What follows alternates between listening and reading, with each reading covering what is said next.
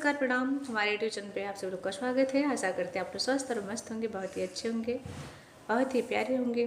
तो हम सुनाने जा रहे हैं आप लोग को बहुत सुंदर, बहुत प्यारी भोजपुरी अवधी गीत। जरूर सुने, अपना ढेर सारा प्यार सपोर्ट आशीर्वाद जरूर दें। लाइक सब्सक्राइब नहीं किए तो जरूर करें। एक बार हमारे चैनल से आप लोग जरूर जुड़ें।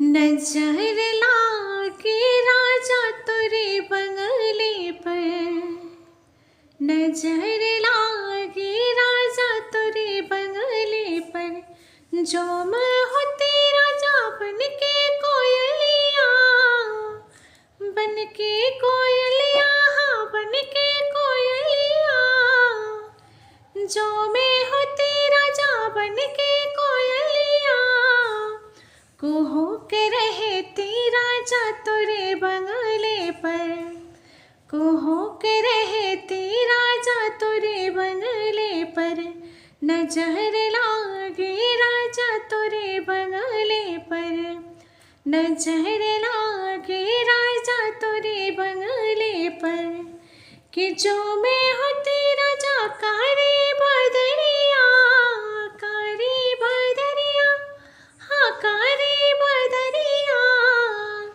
जो मैं होती राजा कारी बदरिया, बरस रहती राजा तोरे बंगले पर, बरस रहती राजा तोरे बंगले पर, नजर लागे राजा तोरे बंगले पर, नजर लागे राजा तोरे बंगले पर, जो मैं होती राजा बेला चमेली, जो मैं होती राजा बेला चमेली, बेला चमेली, हाँ बेला चमेली, लिपट रहती राजा तोरे बंगले पर, लिपट रहती राजा तोरे बंगले पर, नजर लागे राजा तोरे बंगले पर, नजर लागे राजा तोरे बंगले पर,